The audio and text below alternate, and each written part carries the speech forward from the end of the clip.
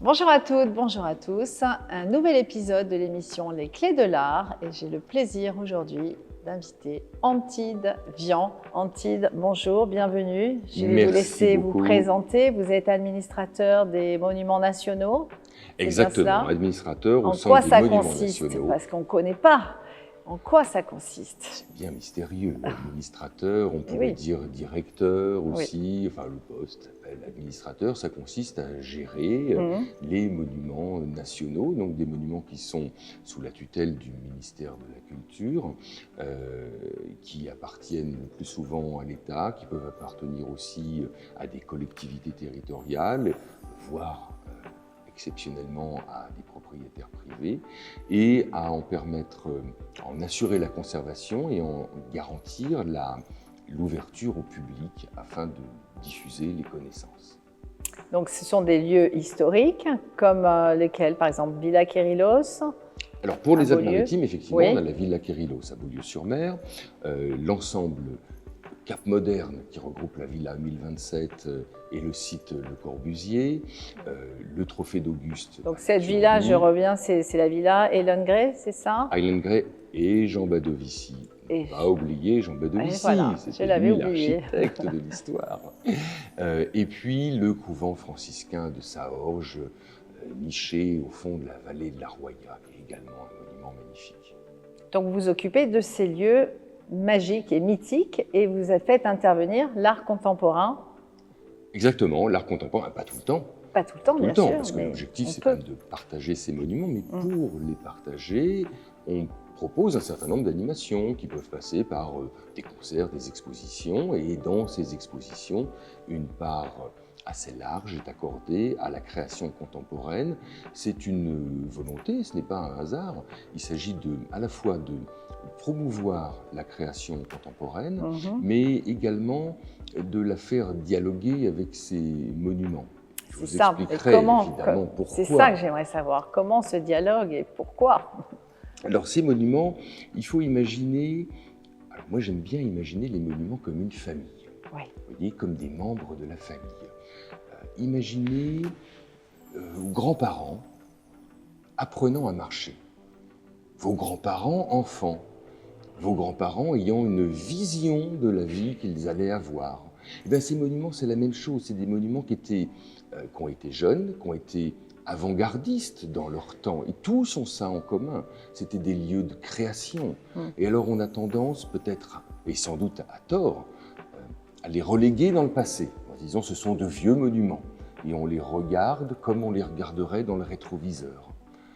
Alors que ce sont des lieux qui ont toujours été à la pointe de la création.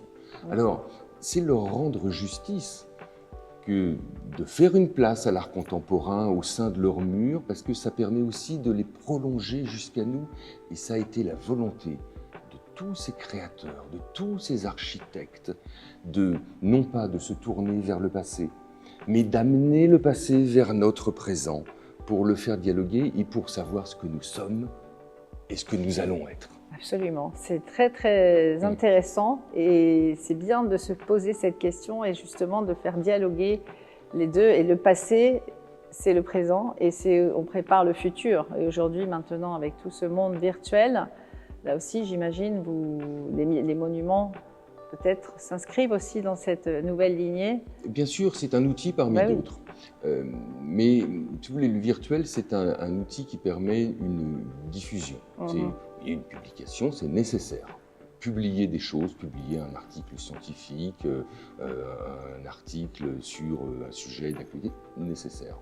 La numérisation des monuments est nécessaire parce qu'elle permet d'aller plus loin vers des gens qui ne pourraient pas venir dans les monuments. Donc une des priorités justement de la gestion de ces monuments, c'est l'accessibilité.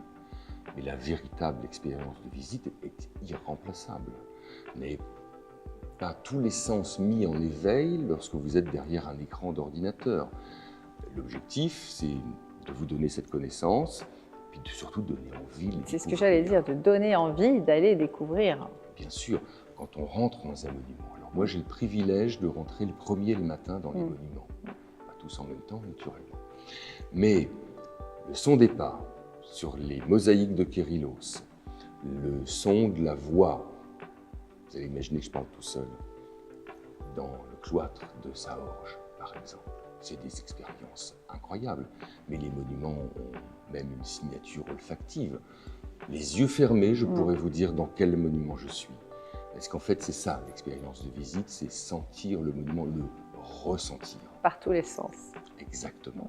Nous avons 4 lieux sur le territoire. Et quel est le lien entre ces 4 lieux?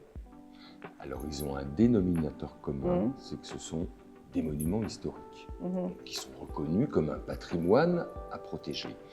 Et puis, leur autre point commun, ils en ont beaucoup, c'est le lien avec l'environnement et le territoire. L'environnement parce qu'ils ont été choisis, enfin leur environnement était choisi spécifiquement. La villa Kérilos n'aurait pas pu être construite ailleurs. La villa 1027 et le site Le Corbusier non plus. Non plus. Le couvent franciscain de Saorge, les franciscains pensaient beaucoup sur l'implantation de leurs monuments. Ils savaient exactement comment les implanter, ils le savaient. Le trophée d'Auguste, il est implanté au sommet de la Via Julia Augusta. Donc, ils ont un sens dans leur territoire. Alors aujourd'hui, comment on fait vivre ce sens? Il faut lui donner justement sa raison d'être, c'est-à-dire à quoi ça sert, à part la transmission des connaissances, à part la préservation de ce patrimoine, qui sont 2 choses fondamentales. C'est aussi de le faire résonner sur le territoire, parce que faire venir des gens dans un monument, c'est de l'attractivité touristique, c'est du développement économique. Les gens qui viennent voir nos monuments, ils vont peut-être dormir à l'hôtel, ils vont manger au restaurant, ils vont avoir d'autres activités. Donc on contribue en fait à cette activité locale avec une question qui est celle qui revient de plus en plus avec nos préoccupations actuelles, c'est celle du surtourisme. Alors il y a des politiques publiques qui sont engagées en ce moment pour faire en sorte, non pas qu'il y ait moins de gens l'été, mais qu'il n'y en ait pas trop, et surtout les faire revenir un peu plus en hiver, ce qui nous arrange, nous, en termes de fréquentation, bien entendu, mais qui permet aussi une continuité de l'activité économique. Et on voit bien que ces monuments-là sont aussi un moteur de l'activité économique au-delà de l'activité culturelle. Et c'est en cela aussi qu'ils sont très importants. Il ne faudrait pas les enfermer dans une capsule qui serait uniquement culturelle. Ils ont un rôle économique au sens large. Et pour vous, quelle serait la clé de l'art? Comment vous concluriez? La clé de l'art, je dirais, alors je ne me mets pas du côté de la création, que la création c'est un monde tout à fait à part, mais pour les missions qui me sont confiées, c'est la transmission à la fois de ce patrimoine, mais aussi de la passion de ce patrimoine. Parce qu'en fait, c'est en le connaissant et en l'aimant qu'on le protège le mieux et qu'on a envie de le transmettre. C'est ça, en fait, la clé. Parce que ce patrimoine nous a été transmis, on le vit au présent, mais on le vit avec tellement de bonheur. Vous savez, on se dit toujours, quel monde allons-nous transmettre à nos enfants? Eh bien, transmettons-lui un monde de patrimoine.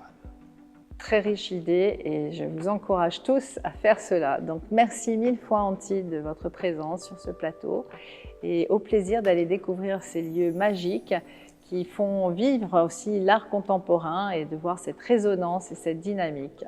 Merci beaucoup de votre invitation. Merci à vous. Merci à vous de nous avoir suivis pour cet épisode, Les Clés de l'art, en présence de Antide Vian.